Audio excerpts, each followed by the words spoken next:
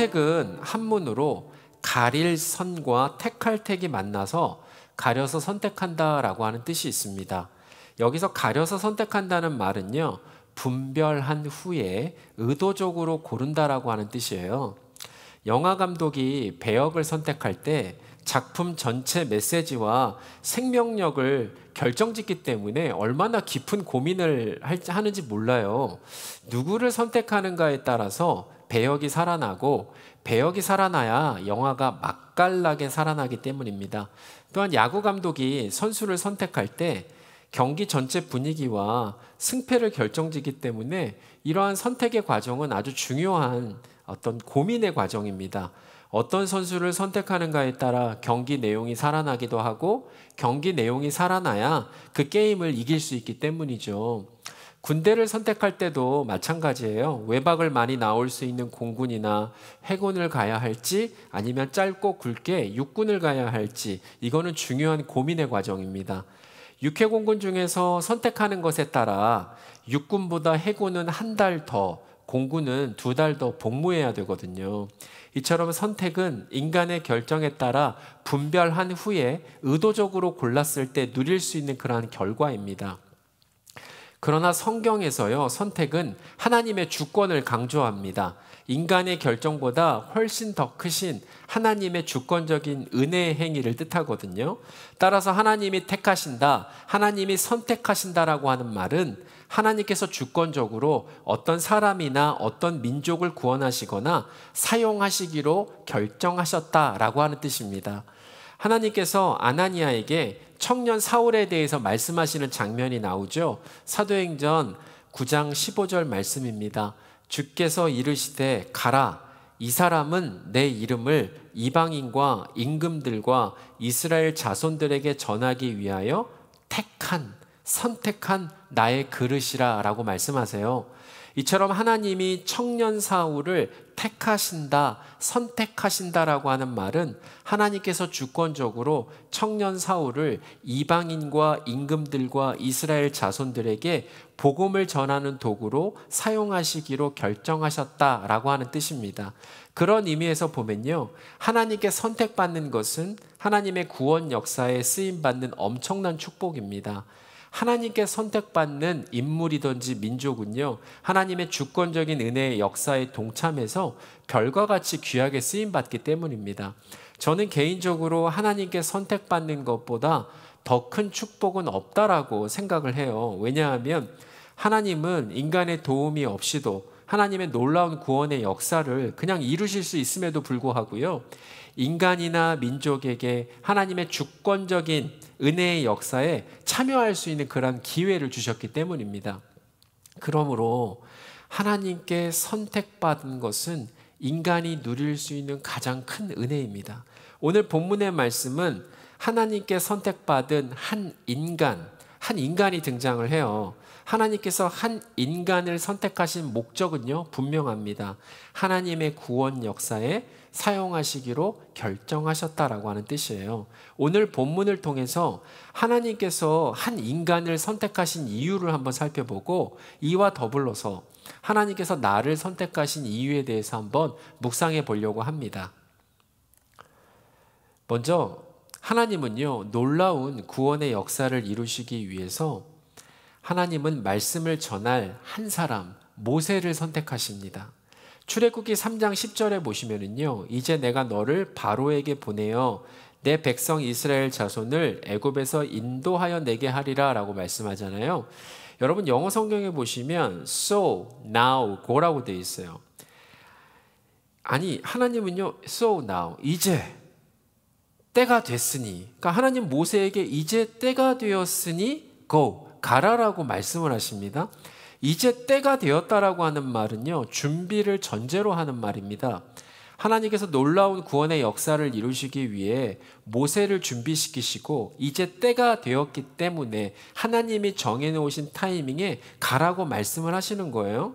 저는 설교를 준비하면서 하나님께서 수많은 사람 중에, 정말 많은 사람 중에 왜 모세를 선택하신 이유는 무엇일까 되게 궁금했어요.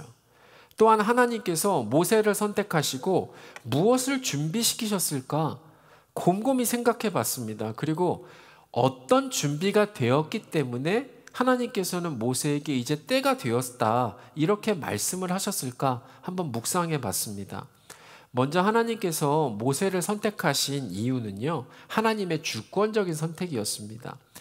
하나님께서 모세를 선택하신 것은요, 하나님의 뜻이에요. 저는 모르겠어요. 하나님께서 갈대아 우르에서 아브람을 선택하신 것도 하나님 뜻이었습니다. 하나님께서 요셉을 선택하셔서 이스라엘을 애굽으로 인도하신 것도 하나님의 뜻이었습니다. 비록 우리는 하나님께서 모세를 선택하신 그 이유를 다 알 수는 없지만 하나님께서 모세를 선택하신 후에 맡겨진 사명을 감당할 수 있는 인물로 준비시키는 것을 우리는 볼 수는 있어요. 모세는 출애굽기를 기록하면서요, 하나님께서 맡기신 그 사명을 출애굽기 2장 3절에서 갈대 상자에 비유합니다. 비록 모세 자신은 그 당시에는 알 수가 없었지만 모든 것들을 회상하면서 뒤돌아보니까 하나님께서 나를 이스라엘 민족을 살리시기 위한 노아의 방주로 사용하신 것을 깨닫게 되었습니다. 그래서 모세는 자신이 담겼던 갈대 상자 이 단어를 의도적으로 노아의 방주 단어로 사용합니다.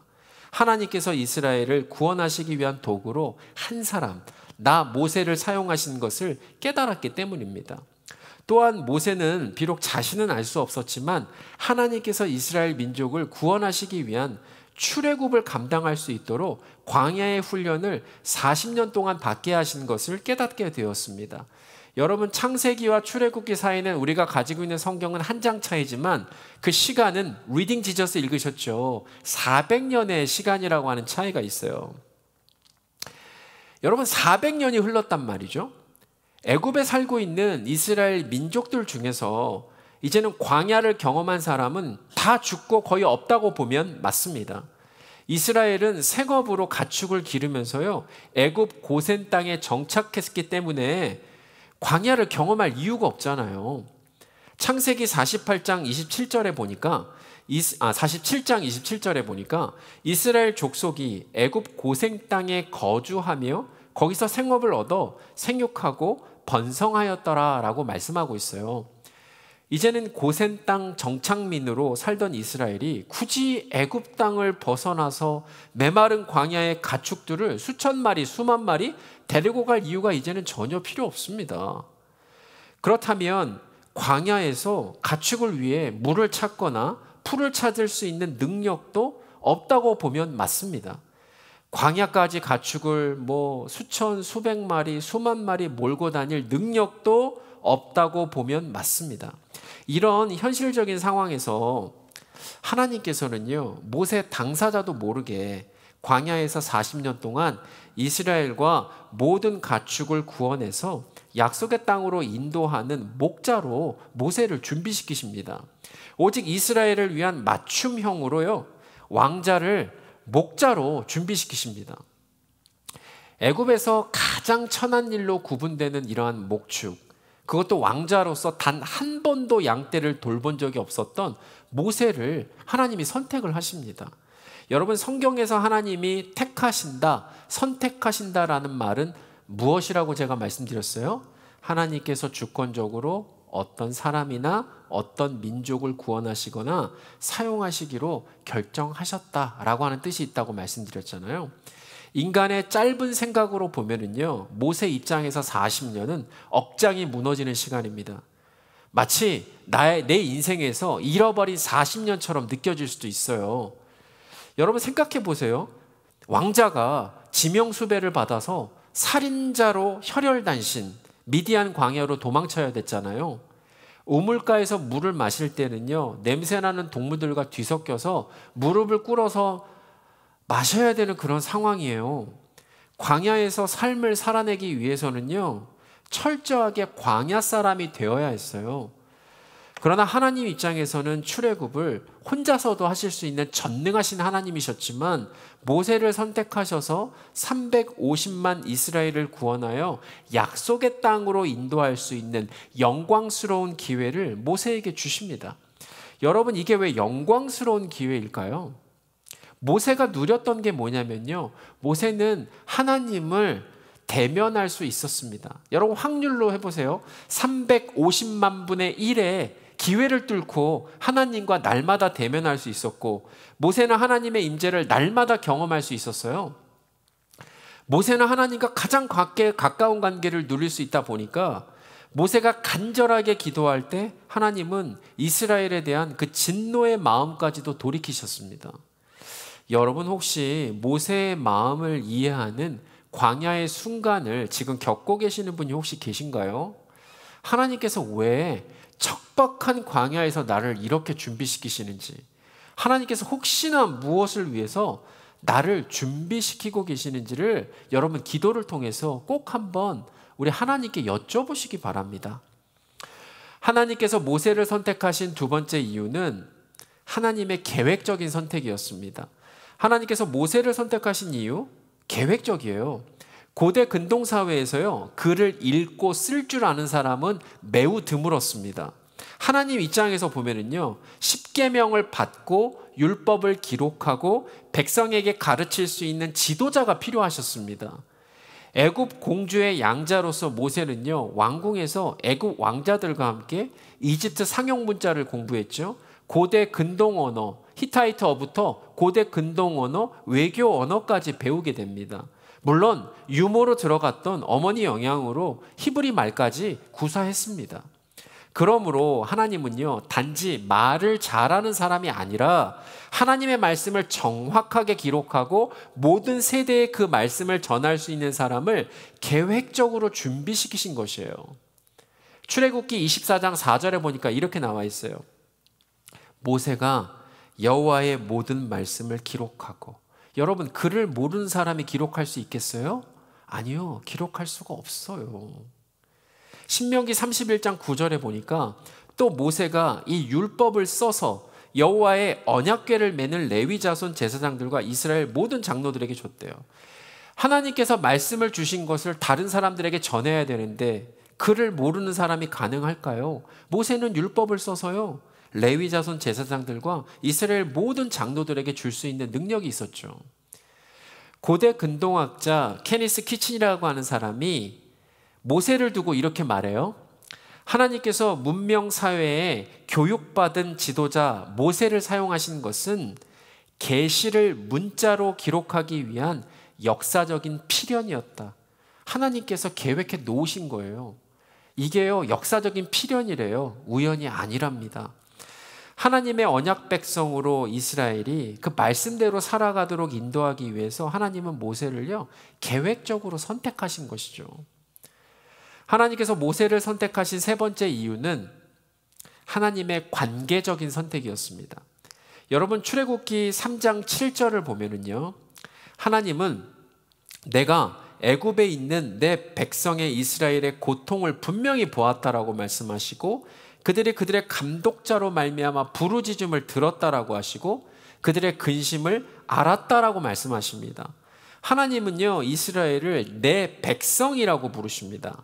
요한복음 10장 14절 15절에 보시면 선한 목자이신 예수님께서 뭐라고 말씀하시냐면, 나는 선한 목자라. 나는 내 양을 알고 양도 나를 아는 것이 아버지께서 나를 아시고 내가 아버지를 아는 것 같으니 라고 말씀하고 계세요. 이와 같이 선한 목자이신 하나님은 내 양 이스라엘의 모든 고통을 보고 계시고 부르짖음을 듣고 계시고 근심을 아셨던 것처럼 관계적으로 하나님은 내 양 모세를 누구보다 더 잘 알고 계셨습니다. 제가 다큐멘터리를 보니까요, 목자들은 수많은 양들을 치면서도 그 양들의 장점과 단점을 잘 알고 있더라고요. 이 목자가 리포터한테 양들을 소개할 때 이렇게 소개하더라고요. 이놈은 풀을 먹을 때 욕심이 가장 많은 놈입니다. 이놈은 늘 뿔로 들이받아가지고 싸움 1등인 놈입니다. 이놈은 여기저기 천방지축으로 돌아다니는 놈입니다. 이놈은 늘 혼자 다니는 놈입니다. 하나님이요, 모세를 바라보실 때 관계적으로 이처럼 모든 장점과 단점을 다 알고 계셨던 것 같습니다. 애굽 왕자들과 함께 좋은 선생님들과 공부해서 모세가 지성도 뛰어나죠. 같은 히브리 민족을 귀하게 여기는 불타는 감성도 뛰어나지만 만약 이스라엘을 출애굽시켜서 약속의 땅까지 인도하기 위한 영성이 있으면 얼마나 좋을까를 생각하셨던 것 같아요. 하나님께서 가라 하면 가고 하나님께서 서라 하면 서는 영성, 하나님께서 말씀하시는 그 음성에 온전하게 순종할 수 있는 그 영성을 하나님께서는요, 광야에서 준비시키십니다. 여러분, 야생마를 길들일 때 어떻게 할 것 같아요? 이것도 영상을 보니까요, 가장 먼저 하는 것이 묶어두는 것입니다. 야생마는요, 천지 사방 팔방 자기가 원하는 대로 달리잖아요. 근데요, 옆에다가 묶어놓는 것부터 시키더라고요. 그리고 나은 다음 제갈을 물려요. 그리고 안장을 올려서 사람이 타는 연습을 체계적으로 하더라고요. 여러분, 내 힘으로 달리던 야생마를 묶어두는 것은 그 모든 힘을 빼는 작업이겠죠? 제갈을 물리는 것은 이제는 주인이 원하는 방향으로 오른쪽으로 틀면 오른쪽으로 가고 왼쪽으로 틀면 왼쪽으로 가게 하기 위해서죠. 사람이 타게 되면서부터 야생마에 달리는 목적과 방향은 이제는 고삐를 잡은 주인 손에 달려 있게 됩니다. 여러분, 모세는 40세까지 인생을 자기가 원하는 대로 질주하는 야생마의 삶을 살았습니다. 무엇이든지 할 수 있다라고 하는 힘과 능력이 차고 넘쳐서요, 자기 힘으로 히브리 민족을 구원하려고 뛰어들지 않았습니까? 40년 동안 미디안 광야에서요, 그러다 보니까 자신의 모든 힘을 빼는 침묵 훈련을 받아요. 여러분, 왕자였다라고 하는 타이틀이 뭐가 중요합니까? 많이 배웠다는 거 광야에서 하나도 소용이 없었어요. 하나님께서 40년 동안 너 거기 있을 거야 말씀해 주셨나요? 아니요. 그냥 주구장창 기다리는 시간이 40년이었어요. 내 뜻대로 되지 않는 것이 대부분이었을 겁니다. 내가 힘으로 할 수 있는 것이 아무것도 없다라고 처절하게 깨우치는 시간이었던 것 같아요. 내 힘, 지성으로 할 수 있는 것이 아무것도 없는 인생, 내 능력, 감성으로 할 수 있는 것이 아무것도 없는 인생, 그때야 비로소 하나님께서 타실 수 있는 인생이 되었습니다. 여러분, 출애굽기 3장 4절을 보니까요, 하나님께서 모세를 부를 때 모세야, 모세야 이렇게 부르세요. 그때 말이에요, 모세가 어떻게 대답해요? 내가 여기 있나이다. 겸손하게 대답하는 모세를 보게 됩니다. 어제 출애굽기를 읽을 때 여러분들도 읽으셨겠지만 제 눈에 띄었던 부분이 하나 있어요. 무슨 장면이냐면 이렇게 나와요. 뭐 성막을 이제 다 만들기 전에 성막에 필요한 여러 물품들이 있잖아요. 하나님께서 말씀해 주신 대로 그렇게 만들어야 되는데 이렇게 나와요.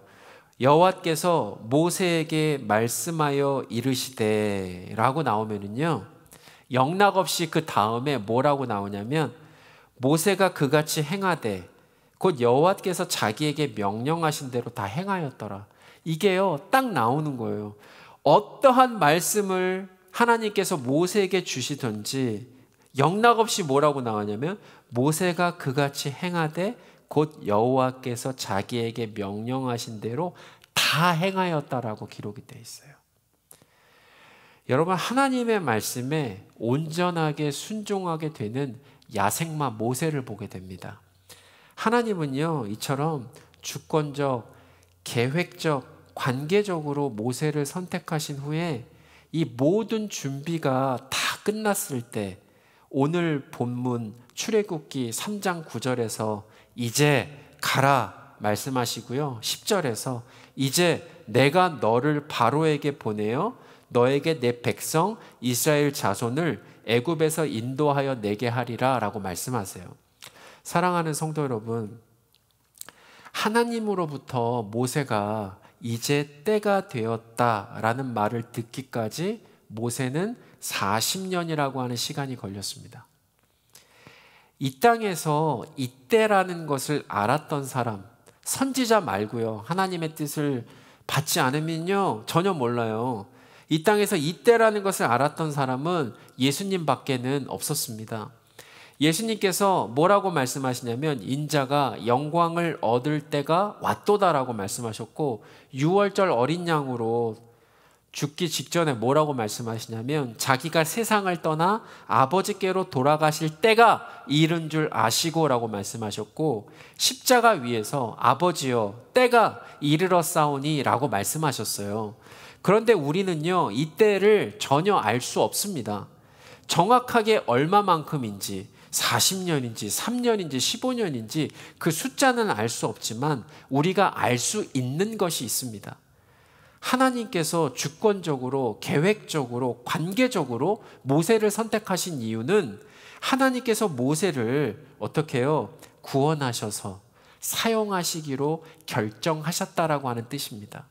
그러므로 우리가 주목해야 할 것은 이때가 몇 년인지가 아니라 나를 구원하셔서 사용하시기로 결정하신 하나님의 뜻입니다. 여러분, 출애굽기를 보면요, 모세가 40년 동안 광야에 있을 때는요, 1장에서 3장 정도까지밖에 할애를 하지 않아요.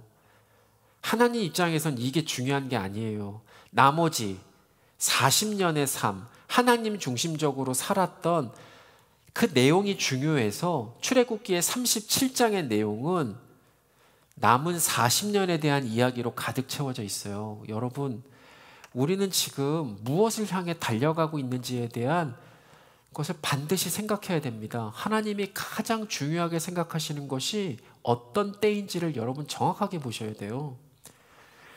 청년 사울이 사도 바울이 되기까지 몇 년이라는 시간이 걸렸는지 여러분 중요할까요? 아니요. 부활하신 예수님께서 청년 사울을 다메섹에서 만나셔서 구원해 주시고, 이 사람은 내 이름을 이방인과 임금들과 이스라엘 자손들에게 전하기 위하여 택한 나의 그릇으로 사용하시기로 결정하신 하나님의 뜻이 더 중요하지 않겠습니까? 여러분, 하나님께서요, 우리를 사용하시기 위해서 반드시 거치시는 과정이 있어요. 이것은 어찌 보면 모세가 겪었던 과정과 거의 유사합니다. 큰 틀에서 보면은요, 저와 여러분들께서 이미 겪으셨거나 지금 겪고 있거나 앞으로 겪으실 과정은요, 로마서 8장 29절이 말씀하고 있어요.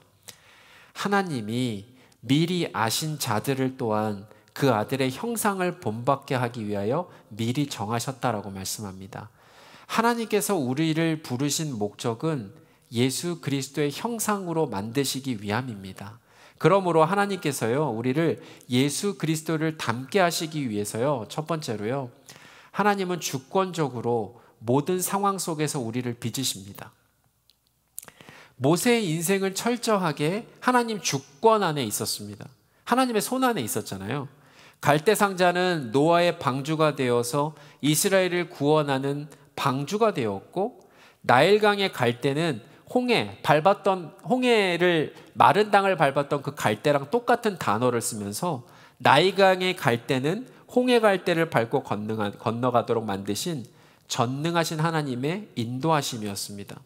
모세가 창세기, 출애굽기, 레위기, 민수기, 신명기를 쓸 때 하나님의 역사하신 주권적인 손이 너무나 선명하고 확실하게 보였던 것 같습니다.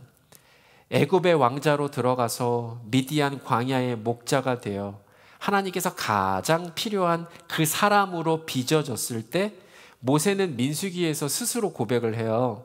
민수기 12장 3절입니다. 이 사람 모세는 온유함이 지면의 모든 사람보다 더하더라.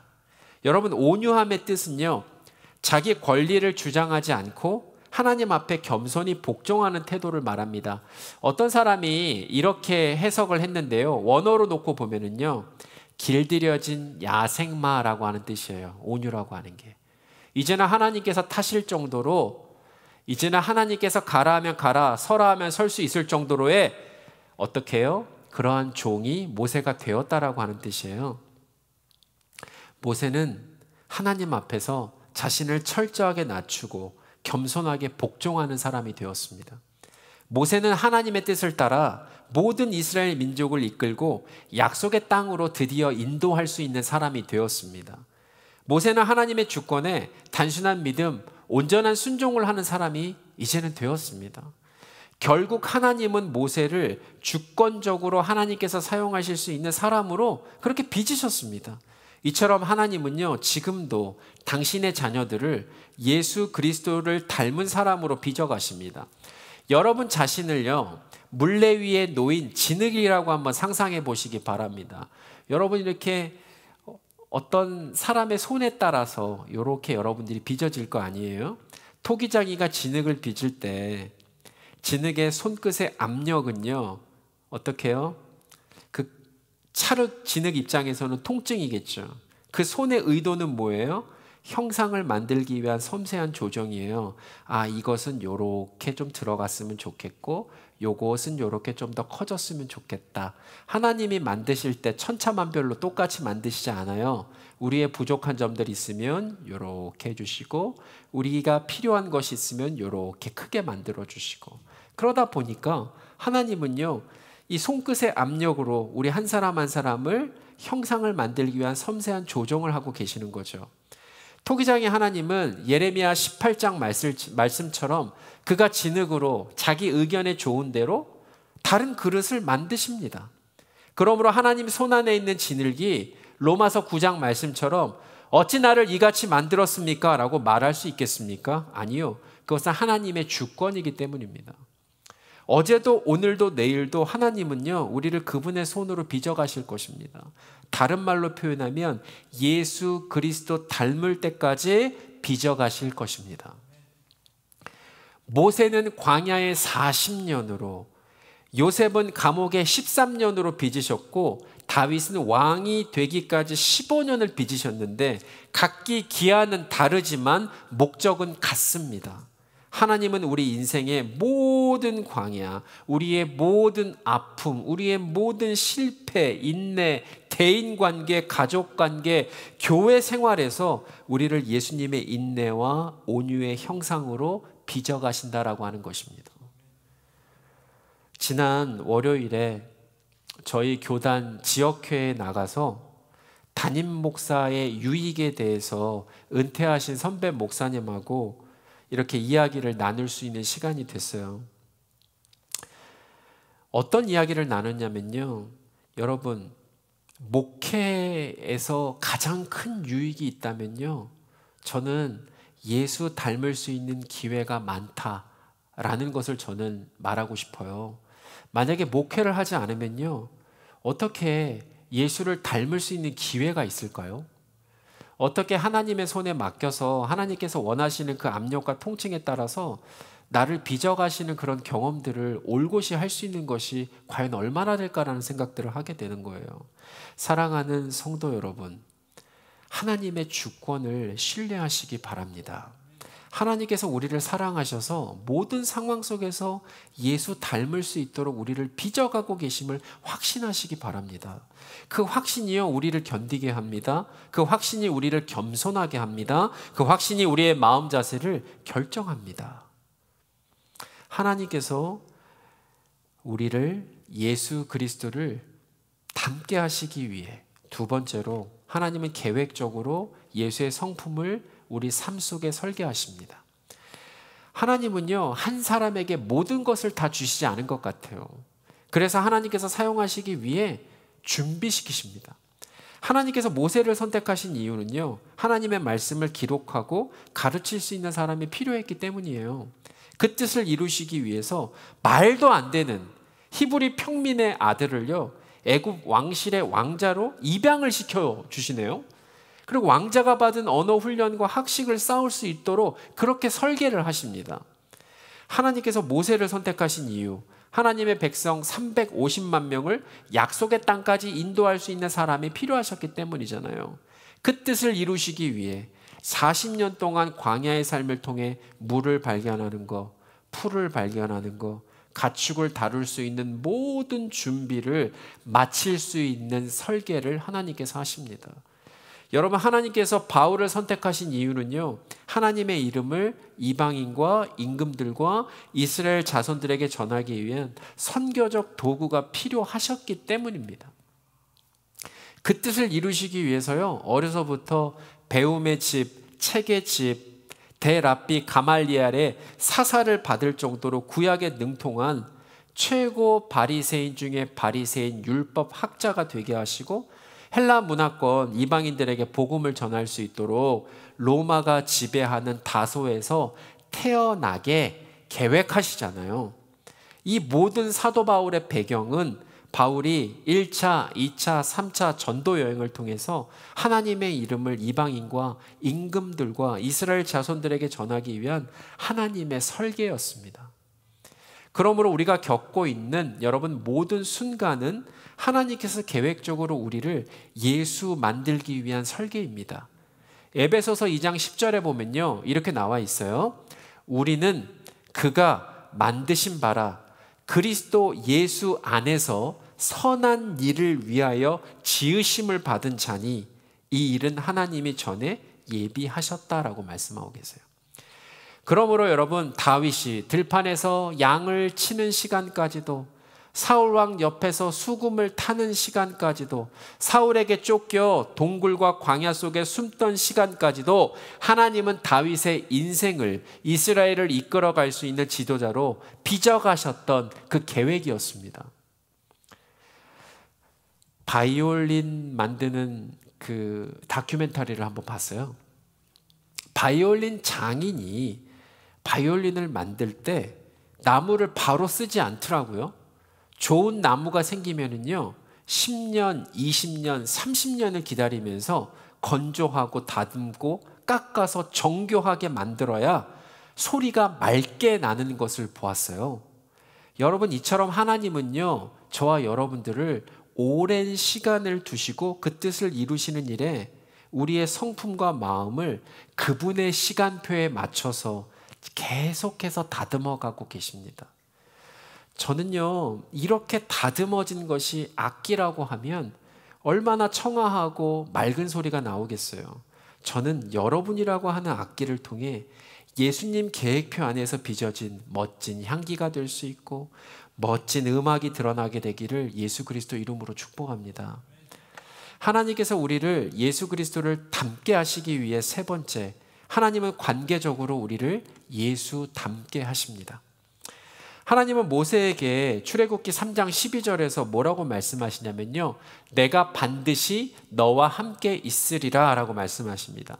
하나님은 모세가 그 사명을 감당할 수 있도록 동행하셨습니다. 모세가 부르심을 받은 그날부터 이스라엘 민족 앞에 설 때마다, 바로 앞에 설 때마다, 홍해를 건너기 전에 홍해 앞에 설 때, 약속의 땅 바로 목전에 둔 그 턱 밑까지, 그 앞에 설 때까지 하나님은 한결같이 임마누엘 하나님으로 동행하셨습니다. 이처럼 하나님은요 오늘도 우리를 부르실 때 곁에서 함께 울고, 곁에서 함께 걷고, 곁에서 함께 말씀하시는 관계적인 하나님이세요. 사람은 늘 함께하는 사람을 닮아갑니다. 함께 시간을 보내고 함께 마음을 나누는 사람의 표정과 말투까지도 담게 되더라고요. 이와 마찬가지로 하나님과 함께 걷고 그분의 말씀 안에 거할 때 그분의 마음, 그분의 성품, 그분의 생각이 우리 삶 가운데 아로 새겨집니다. 출애굽기 33장 11절에 보면은요 이렇게 나와 있어요. 저는 이게 얼마만큼 모세가 누렸던 큰 축복인지 모르겠어요. 모세는 사람이 자기의 친구와 이야기함 같이 여호와께서는 모세와 대면하여 말씀하셨습니다. 모세는요 하나님의 친구가 된 사람이었습니다. 모세는 하나님과 함께하고 하나님의 성품을 닮아서 지면의 모든 사람보다 온유한 사람이 됐어요. 저는 하나님을 날마다 대면하고 하나님과 만났기 때문에 온유해지지 않았을까라는 생각을 여러분들도 하시잖아요. 빨간색을 가까이 하면 빨간색이 되고 검은색을 가까이 하면 검은색이 되잖아요. 심은 대로 거두게 되지 않습니까? 이것이 바로 하나님께서 우리를 예수 닮게 하신다라고 하는 뜻입니다. 우리가 주님과 함께 있을 때, 우리가 주님이 우리 안에 있을 때 그분의 성품이 우리의 성품이 되고 그분의 마음이 우리의 마음이 됩니다. 요한복음 15장 4절에 보면 그 원리를 잘 설명하고 있잖아요. 내 안에 거하라, 나도 너희 안에 거하리라. 열매는 가지가 나무에 붙어 있을 때만 맺을 수가 있습니다. 이와 마찬가지로 우리가 예수님께 붙어 있을 때 예수님의 성품과 예수님의 사랑이 우리 삶 속에 열매를 맺을 수 있지 않겠습니까? 그러므로 관계적으로 예수를 닮는다라고 하는 것은 하나님과 함께하는 것입니다. 그분과 동행할 때 예수의 마음이 우리 안에 형성되고 예수의 온유와 사랑이 우리 인격 속에 새겨지는 겁니다. 여러분, 삼위일체 하나님은 지금도 내 마음의 지성소에서 동행하고 계시죠. 여러분, 성부 하나님은요, 말씀으로 나와 동행하고 계세요. 제가 창세기 출애굽기를 묵상하게 되면서요, 어떻게 이런 말씀이 있었나라고 제가 놓쳤던 것도 있고요, 하나님께서 나에게 세밀하게 해주시는 그 말씀이 있더라고요. 여러분, 참 신기하지 않아요? 창세기부터 출애굽기까지 오시면서요, 예전에 눈에 들어오지 않았던 하나님의 음성이 들리고, 아, 하나님이 이런 마음이셨겠구나 라는 생각들을 저는 좀 하게 됐어요. 또 성자 예수님은 구약을 읽을 때도 말씀을 하십니다. 출애굽기 보면요, 430년 동안 종살이를 하다가 이게 어디랑 이어지냐면 창세기에서 아담과 하와가요, 에덴 동산에서 하나님 앞에 고맙다는 얘기 한마디 없더라고요. 모세를 통해서 분명하게 말씀드렸어요. 이제는 종살이를 청산하고 앞으로 너희들을 구원해서 약속의 땅으로 가게 해줄 거야 라고 얘기했는데 고맙거나 감사하거나 그런 게 없어요. 야, 이런 걸 보면서 제가 어떤 생각이 드냐면 이게 나를 구원해 주신 예수 그리스도의 은혜구나라는 생각을 하게 됐어요. 너무나도 당연하게 받아들이고 너무나도 하나님 앞에 정당하게 생각하고 있는 모든 부분들, 이런 것들도 생각하게 됐고, 또 성령 하나님은 우리에게 깨달음을 주시잖아요. 우리로 하여금 하나님의 뜻이 무엇인지를 한번 생각해 보게 되고, 말씀을 통해서 우리에게 반드시 알아야 되고 깨달아야 되고 새겨야 될 것에 대한 그 깨달음을 카운슬러, 우리에게 말씀해 주시더라고요. 저는요, 모든 성도님들에게 이렇게 말씀을 드리고 싶어요. 하나님은 어제도 오늘도 내일도 저와 여러분들을 예수 그리스도의 형상으로 빚어가고 계십니다. 제가 첫 번째로 말씀드린 하나님은 주권적으로 모든 상황 속에서 우리를 빚고 계세요. 토기장이 손 아래 있는 진흙처럼 예수 그리스도의 형상으로 이쪽에 힘을 주실 때도 있고 이쪽에 힘을 빼실 수도 있지만 하나님께서 쓰시기 위한 그릇으로 여러분들을 끊임없이 빚어가고 계십니다. 두 번째로 하나님은 계획적으로 예수님의 성품을 우리 삶 속에 설계하십니다. 가장 연약한 부분을 예수 성품을 닮을 수 있는 사람으로 지금 빚어가고 계시는 거예요. 우리에게 부족함 다 있죠. 연약함 있죠. 그런데 그 모든 과정이 예수 닮게 하시는 거래요. 세 번째, 하나님은 관계적으로 우리를 예수 닮게 하십니다. 여러분, 삼위일체 하나님은요, 리딩 지저스를 통해서도 만날 수도 있고 기도를 통해서도 만날 수도 있고 예배 도중에 만날 수도 있고요. 하나님은 끊임없이 늘 함께 하심으로 우리로 하여금 예수 닮을 수 있는, 열매 맺을 수 있는 삶을 계속해서 인도하고 계십니다. 이 모든 과정을 사도 바울은 로마서 8장 28절에서 고백합니다. 우리가 알거니와 하나님을 사랑하는 자 곧 그의 뜻대로 부르심을 입은 자들에게는 모든 것이 합력하여 선을 이루느니라.